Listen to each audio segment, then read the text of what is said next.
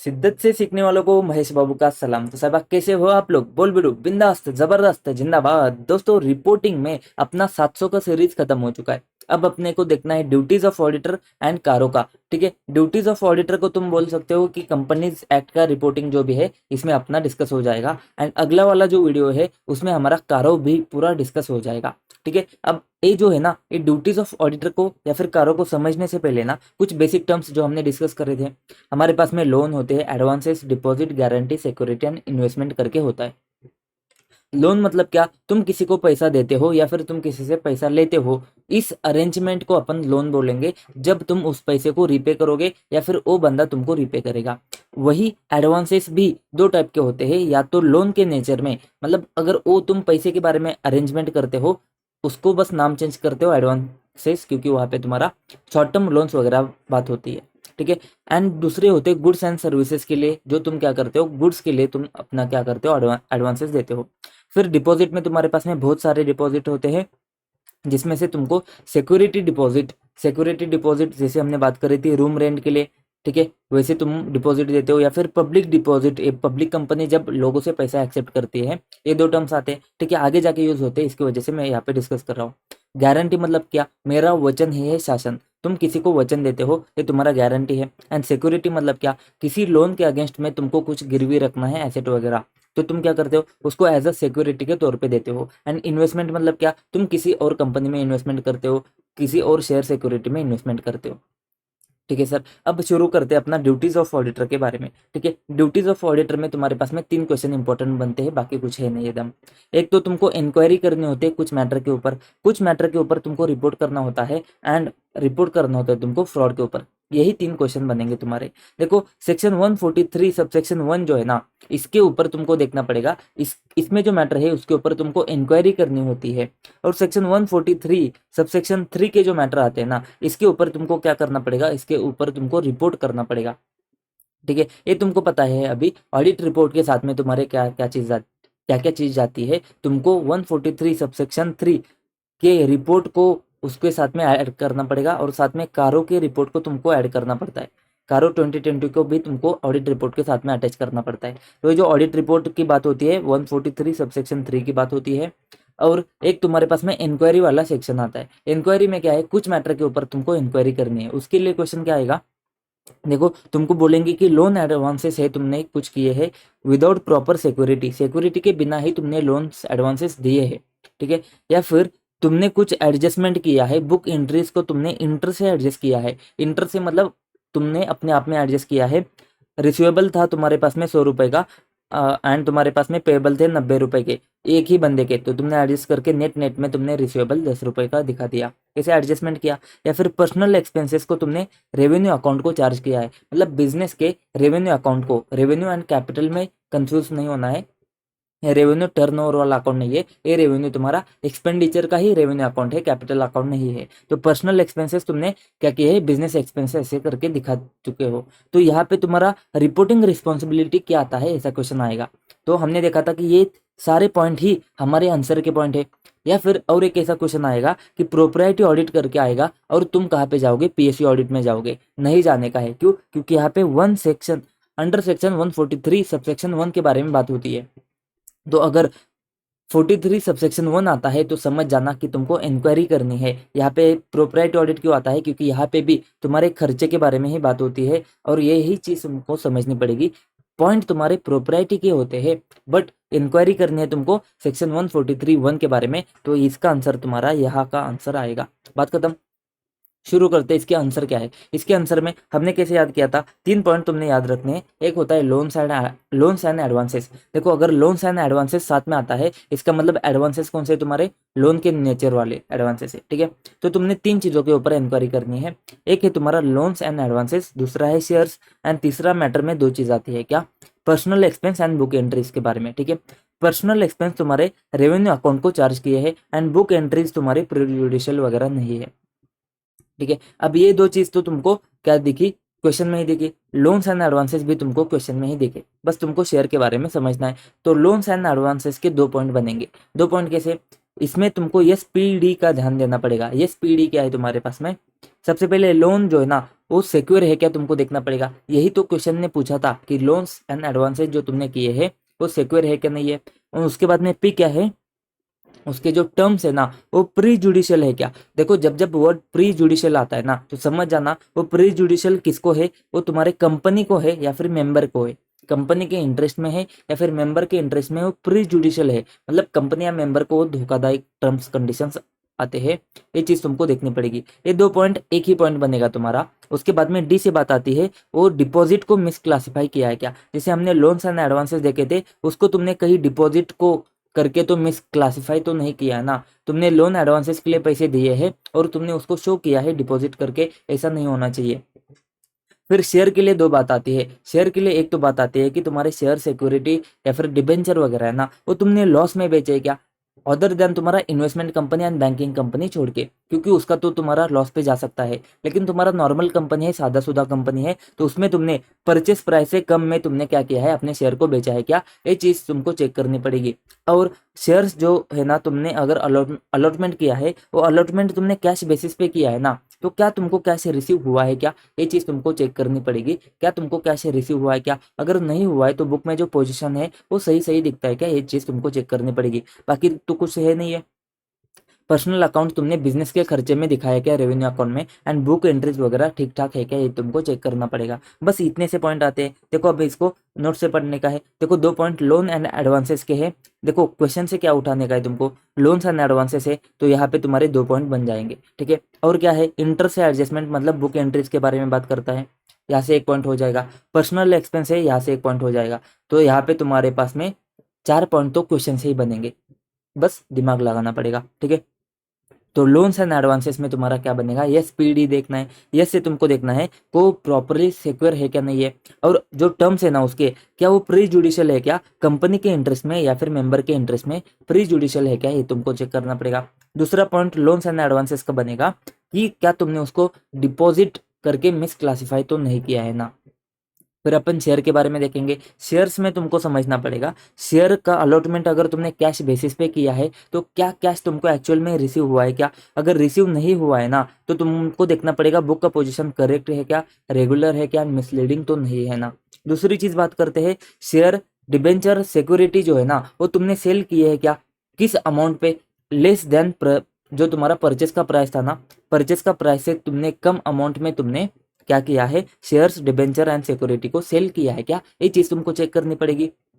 ठीक है, एक इसके बारे में बात होती है, वैसे कंपनी जो कंपनी तुम्हारा इन्वेस्टमेंट कंपनी नहीं है ना ही तुम्हारा बैंकिंग कंपनी है, उस केस में ये चीज बात होती है। उसके साथ में तुमको और एक चीज समझनी पड़ेगी, क्या क्या बुक एंट्री जो है ना वो तुम्हारी प्री जुडिशियल है क्या, किसके कंपनी के इंटरेस्ट में।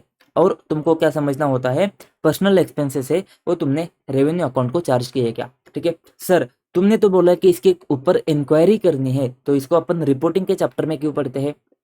देखो वैसे तो इसके ऊपर रिपोर्टिंग नहीं करना है, उसके ऊपर तुमको बस इंक्वायरी करनी होती है। लेकिन इसमें अगर कुछ दिक्कत आती है, इसमें अगर कुछ गड़बड़ आते हैं ना तो उसके ऊपर तुमको रिपोर्ट करना होता है। आईसीआई का भी यही कहना है कि तुमको ऑब्लिगेटेड नहीं है, तुम हर चीज के ऊपर रिपोर्ट कर दो, लेकिन अगर स्पेसिफिक कंसर्न आता है तो तुमको रिपोर्ट करना पड़ेगा। उसके लिए तुमको जजमेंट यूज करना पड़ेगा। अगर तुम्हारे इंक्वायरी से रिवील होता है तुम्हारा नेगेटिव फाइंडिंग तो तुमको रिपोर्ट करना पड़ेगा, बात इतनी सी आती है। ठीक है सर, उसके बाद में अपन दूसरा क्वेश्चन देखते हैं। ऑडिट रिपोर्ट में सेक्शन 143 सबसेक्शन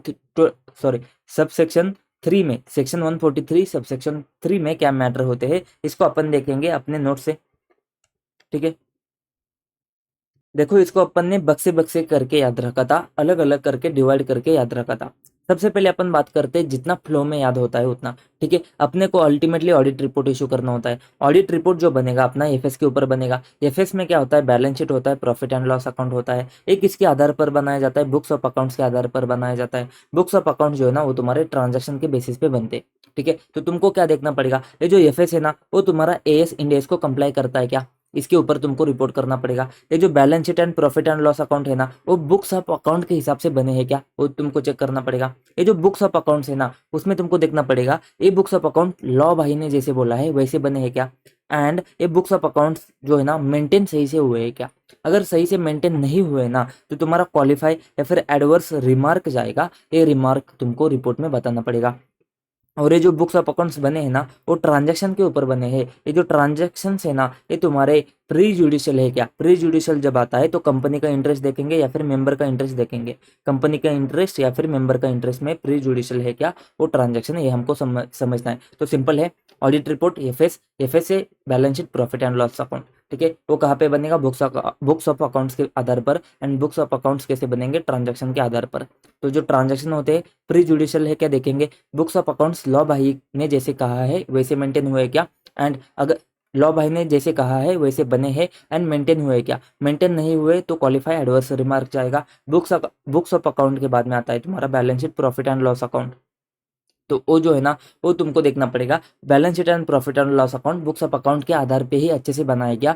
और फिर हम देखेंगे एफएस जो है ना वो एफएस तुम्हारा एएस इंडेस को कंप्लाई करता है क्या। ये सारी चीजें फ्लो में थी। उसके बाद में कोई फ्लो नहीं था, ऐसी ही रैंडम वाली चीजें थी क्या। अपन क्या करेंगे, जो बचे हुए पॉइंट है ना उसको लाइन से पढ़ेंगे। एक हम क्या करेंगे, जो हमको ऑडिट करने के लिए जितना इन्फॉर्मेशन चाहिए था वो सारा इन्फॉर्मेशन हमको सॉर्ट एंड ऑब्टेन हुआ है। जो हमको ऑडिट करने के लिए नेसेसरी था वो सारा इन्फॉर्मेशन हमको मिल चुका है, ठीक है। फिर ब्रांच रिपोर्ट जो आते हैं ना, ब्रांच ऑडिटर की रिपोर्ट्स, ब्रांच अकाउंट, वो सब तुमको मिले है क्या, ये बात हम करते हैं। जब हम कंपोनेंट ऑडिटर के बारे में बात करते हैं तो कंपोनेंट ऑडिटर के रिपोर्ट आए क्या तुम्हारे पास में, ये सारी चीज़ें यहाँ पे डिस्कस होती है। फिर अलग से और एक पॉइंट आता है, डायरेक्टर तुम्हारे डिस्क्वालीफाई होते हैं सेक्शन 164 सबसेक्शन 2 में डिस्क्वालीफाई होते हैं। तुमको बस ये चेक करना है क्या कोई डायरेक्टर डिस्क्वालीफाई हुआ है क्या सेक्शन 164 सबसेक्शन 2 के हिसाब से। और इंटरनल कंट्रोल एडिक्वेट है कि नहीं है इसके ऊपर तुम्हारा रिपोर्ट जाता है, उसका भी यहाँ इस सेक्शन में ही तुम्हारा रेफरेंस बनेगा। एक कहाँ पे एप्लीकेबल नहीं है, small company, 1 person company, private company जिसका टर्नओवर या फिर बोरोइंग्स, टर्नओवर तुम्हारा 50 करोड़ से कम है या फिर बोरोइंग तुम्हारा 25 करोड़ से कम है। लिमिट इतने इंपॉर्टेंट है नहीं, फिर भी एक बार हो सकता है तो याद रखो, ठीक है। तो देखो अभी तक अपन ने क्या क्या देखा है, जस्ट गिव मी मिनट, मैं इसको क्लीन कर देता हूँ। तो ठीक है, अपन को क्या देखना है, अपने को देखना है ऑडिट रिपोर्ट किसके ऊपर इशू किया है हमने, एफएस के ऊपर। तो अपन क्या करेंगे, एफएस जो है ना अकाउंटिंग स्टैंडर्ड एएस इंडेस के हिसाब से है क्या, इसको चेक करेंगे। उसके बाद में एफएस किसके ऊपर बना है, तुम्हारा बुक्स ऑफ अकाउंट्स के ऊपर बना है, ठीक है। तो बुक्स ऑफ अकाउंट्स में सॉरी एफएस में क्या है तुम्हारे पास में, balance sheet and profit and loss account है। तो जो balance sheet and profit and loss account है ना वो तुम्हारा बुक्स ऑफ अकाउंट से है क्या नहीं है, वो तुमको चेक करना पड़ेगा। फिर हम बुक्स ऑफ अकाउंट्स देखेंगे, इसमें तुमको क्या देखना पड़ेगा, बुक्स ऑफ अकाउंट्स जो है ना वो अच्छे से मेंटेन किए क्या। एंड उसके साथ में तुमको देखना पड़ेगा वो जो अगर अच्छे से मेंटेन नहीं किए हैं तो उसका क्वालिफिकेशन, रिजर्वेशन, एडवर्स रिमार्क तुमको देना पड़ेगा। बुक्स ऑफ अकाउंट्स कैसे बने हैं, ट्रांजैक्शन के ऊपर बने हैं, तो तुमको देखना है क्या फाइनेंशियल ट्रांजैक्शन का एडवर्स इफेक्ट है क्या, उसके ऊपर ऑब्जर्वेशन या फिर कमेंट, उसके बारे में हम बात करते हैं, ठीक है। यहाँ तक सारी चीज़ें फ्लो में हो जाती है। उसके बाद में अपन क्या करते हैं, जो जो बचे हुए पॉइंट है जिसमें sort and obtain all information and explanation जो हमको ऑडिट के लिए इंपॉर्टेंट होता है, अगर नहीं है तो उसका इफेक्ट क्या है वो तुमको बताना पड़ेगा। उसके बाद में क्या बचता है, प्रॉपर रिटर्न तुमको रिसीव हुए हैं ब्रांचेस से जिसको तुमने विजिट नहीं किया है, ब्रांच ऑडिटर के उसके रिपोर्ट्स तुम्हारे पास में आ चुके हैं। उसके बाद में डायरेक्टर डिस्क्वालीफाई है क्या सेक्शन 164 सबसेक्शन 2 के हिसाब से, and adequate internal financial control है क्या, ऑपरेटिंग इफेक्टिवनेस है क्या।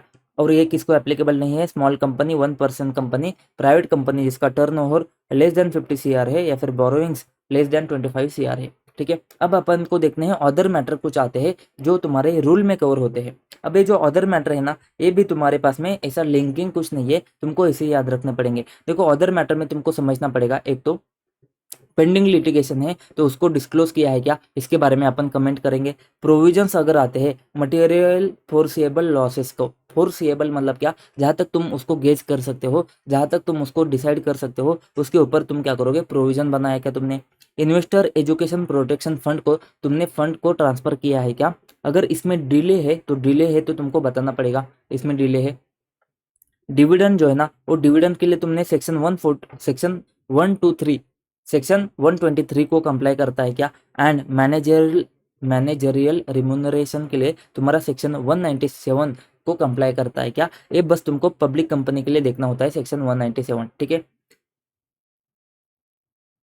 उसके साथ में और एक पॉइंट है तुम्हारा, और एक पॉइंट आता है तुम्हारा ऑडिट ट्रेल का। ठीक है। और एक पॉइंट आता है तुम्हारा ऑडिट ट्रेल का, तो ऑडिट ट्रेल जो है ना वो तुम्हारा एनेबल है अकाउंटिंग सॉफ्टवेयर लेवल के लिए, ये भी तुमको चेक करना पड़ेगा। ठीक है, देखो तुमको क्या देखना है, पेंडिंग लिटिगेशन, पेंडिंग लिटिगेशन जो है ना उसका इम्पैक्ट तुमने डिस्क्लोज किया है क्या, फिर कंपनी ने क्या प्रोविजन बनाया है क्या, किसका मटेरियल फोर्सेबल लॉसेस का प्रोविजन बनाया है क्या, डिले है क्या तुम्हारे पास में कुछ जो तुमको फंड ट्रांसफर करने थे, किसको, इन्वेस्टर एजुकेशन प्रोटेक्शन फंड को।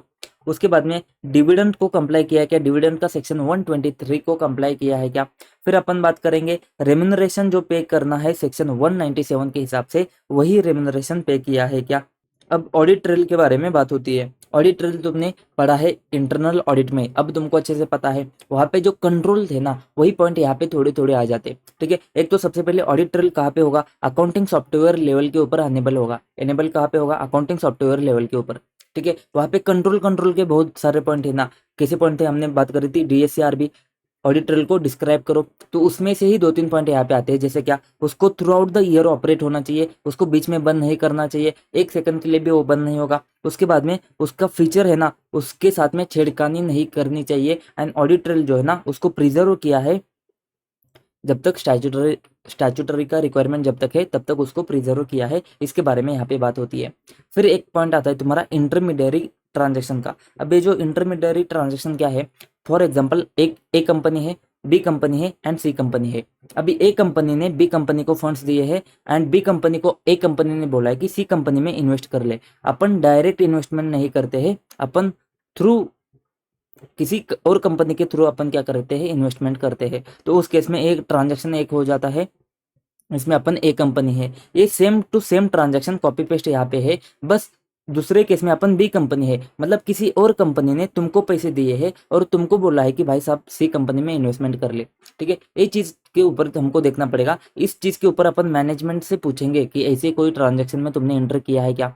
ठीक है, मैनेजमेंट हो सकता है सही बताए ना बताए, लेकिन तुमको ऑडिट प्रोसेस परफॉर्म करते समय तुमको ये इस बात का ध्यान रखना पड़ता है कि ये जो 1 या 2 ट्रांजैक्शन में मटेरियल मिसस्टेटमेंट है क्या, मतलब मैनेजमेंट गलत बोल रहा है, ऐसा कुछ तुम्हारे सामने आ रहा है क्या, ऐसे ऑडिट प्रोसेस करते करते तुमने बस देख के जाना है।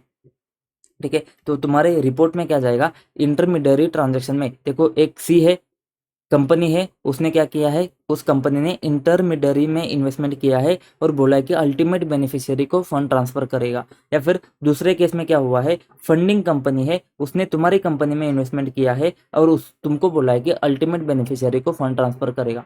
ठीक है, देखो whether management confirms that to the best of their knowledge and belief the company, उसने ऐसे किसी फंड का यूज नहीं किया है फॉर अनडिस्क्लोज इन्वेस्टमेंट और लोन्स टू इंटरमीडियरी, मतलब अभी तुम सी कंपनी हो, तुमने किसी कंपनी को, इंटरमीडियरी कंपनी को पैसे नहीं दिए हैं विथ अंडरस्टैंडिंग दैट इंटरमीडियरी जो है ना वो बाद में जाके इन्वेस्टमेंट करेगी या फिर लेंड करेगी अदर एंटिटी को, जिसको चूज किसने किया है, कंपनी ने चूज किया है, जो तुम्हारा अल्टीमेट बेनिफिशियरी बनेगा। ठीक है, whether management confirms to whether management confirms that to the best of their knowledge and belief the company hasn't received, अब कंपनी कौन है तुम्हारे पास में, यहाँ पे है, तो तुमको फंड्स रिसीव नहीं हुए हैं from undisclosed funding parties with the understanding that the company will invest और lend to the other entities chosen by funding party, जो तुम्हारा अल्टीमेटली बेनिफिशियरी बनेगा। And based on the such audit procedures nothing has come to their notice that has cause them to believe that the representation of 1 and 2 जो है उसमें material misstatement है। ठीक है, इतनी बात बनती है। सॉरी, यहाँ पे थोड़ा सा चेंज करो, ये जो यूबी है ना, यूबी नहीं है तुम्हारे पास में, ओबी है, ओबी नहीं है, तुम्हारा क्या हो जाएगा, अदर कंपनी हो जाएगा। ठीक है, ये जो है ना तुम्हारा अदर कंपनी हो जाएगा, ये भी तुम्हारा अदर कंपनी हो जाएगा, क्योंकि अल्टीमेटली बेनिफिशियरी तुम्हारा कौन सा कंपनी हो जाएगा, जो फंडिंग कंपनी है वो तुम्हारा अल्टीमेटली बेनिफिशियरी हो जाएगा। ठीक है, उसमें इतना कुछ है नहीं है, तो समझो। उसके बाद में तीसरा क्वेश्चन क्या बनेगा तुम्हारा, तो तीसरा क्वेश्चन क्या बनेगा, तो इतना ही समझना है तुमने, या तो तुम पहले केस में तुम कंपनी हो जिसने फंड को ट्रांसफर किया है, या फिर दूसरे केस में तुम वो कंपनी है जिसको किसी और ने फंड को ट्रांसफर किया है। ठीक है, तो यहाँ पे देखो क्या क्या है, हमने बात क्या करी है, देखो एफएस है, एस इंडेस के हिसाब से है क्या, balance sheet profit and loss account books of account के साथ में है क्या, बुक्स ऑफ अकाउंट्स तुम्हारे लॉस के हिसाब से है क्या, एंड तुमने मेंटेन किया कि अच्छे से, उसमें क्वालिफाई एडवर्स रिमार्क है क्या, ट्रांजैक्शन जो है ना जुडिशियल है क्या। फिर हम देखेंगे तुमको सारी इन्फॉर्मेशन मिली है क्या, ब्रांच रिपोर्ट आया है क्या तुम्हारे पास में, डायरेक्टर डिस्क्वालीफाई है क्या, internal control, internal financial system, financial control adequate है क्या। फिर अदर मैटर आते हैं तुम्हारे रूल के हिसाब से, इसमें तुमको देखना पड़ता है पेंडिंग लिटिगेशन को डिस्क्लोज किया है क्या, प्रोविजंस के लिए तुमने प्रोविजन किए क्या, सारे मटेरियल फोरसीएबल लॉसेस के लिए, investor education fund, investor and education protection fund के लिए तुमने डिले है क्या तुम्हारे पास में, डिविडेंड के लिए सेक्शन 123 को कंप्लाई करते हो क्या, एंड सेक्शन 197 मैनेजरियल रिम्यूनरेशन की बात करता है, ऑडिट ट्रेल तुम्हारा एनेबल है क्या अकाउंटिंग सॉफ्टवेयर के लेवल पे ऊपर, एंड इंटरमीडियरी ट्रांजेक्शन्स के बारे में बात होती है। ठीक है, उसके बाद में और एक चीज आती है, फ्रॉड के ऊपर तुमको रिपोर्ट करना होता है। इसके लिए सेक्शन 143 सबसेक्शन 12 आता है, जिसको तुमको सेंट्रल गवर्नमेंट को रिपोर्ट करना पड़ेगा। यहाँ पे तुमको देखना पड़ेगा, अगर तुम्हारा फ्रॉड 1 करोड़ रुपए का है या फिर उससे ज्यादा है, 1 करोड़ रुपए या फिर उससे ज्यादा है, तो तुम क्या करोगे, ऑडिटर क्या करेगा, ऑडिटर 2 दिन के अंदर, मतलब immediately but not later than 2 days, board को, ऑडिट कमेटी को बता देगा। ठीक है, क्या क्या बताएगा, फ्रॉड क्या है, उसका नेचर क्या है, डिस्क्रिप्शन क्या है, अमाउंट कितना इन्वॉल्व था, एंड पार्टीज कौन इन्वॉल्व है। ठीक है, ये चीज उसको बता देगा। अब बोर्ड को सदमा पहुंचेगा, तो सदमा पहुंचेगा तो क्वार्टर लेके बैठेगा, उसका आधा क्वार्टर खत्म होने से पहले उसने क्या करना है, तुमको रिप्लाई करना है। आधा क्वार्टर मतलब क्या, 45 डेज से पहले क्या हो जाएगा, बोर्ड ऑडिट कमेटी ऑडिटर को रिप्लाई करेगा, या तो रिप्लाई आएगा या फिर रिप्लाई नहीं आएगा। ठीक है, ये समझना पड़ेगा। दोनों केस में ऑडिटर को क्या करना पड़ेगा, सेंट्रल गवर्नमेंट को रिपोर्ट करना पड़ेगा 15 दिन के अंदर। ठीक है, अगर 45 डेज से पहले रिप्लाई आता है ना, तो रिप्लाई आता है तो रिप्लाई सबसे पहले रिपोर्ट, उसके साथ में रिप्लाई एंड उसके ऊपर उसके कमेंट, जब भी रिप्लाई आएगा उसके बाद में रिपोर्ट, रिप्लाई एंड कमेंट क्या करेगा, 15 दिन के अंदर ऑडिटर क्या करेगा, सेंट्रल गवर्नमेंट को भेज देगा। अगर रिप्लाई 45 डेज से पहले नहीं आता है तो अपन क्या करेंगे, रिप्लाई नहीं आता है तो रिपोर्ट और मिसिंग रिस्पॉन्स अपन क्या करेंगे, 45 डेज के एंड में ऑडिटर उसके अगले 15 दिन में सेंट्रल गवर्नमेंट को भेज देगा। ठीक है, अब ये बात समझनी होती है, अगर नहीं भेज देता, अगर नहीं भेजता है तो उस केस में, लिस्टेड एंटिटी के केस में, लिस्टेड एंटिटी के ऊपर फाइन नहीं है। अगर ऑडिटर किसी लिस्टेड एंटिटी का ऑडिट करता है, उसमें अगर फ्रॉड सामने आता है और वो अगर सेंट्रल गवर्नमेंट को रिपोर्ट नहीं करता है, तो ऑडिटर को फाइन हो जाएगा, ऑडिटर को फाइन हो जाएगा 5 लाख रुपए का पेनल्टी फाइन बैठेगा। एंड अदर कंपनी का ऑडिट करता है तो उस केस में 1 लाख रुपए का फाइन बैठेगा।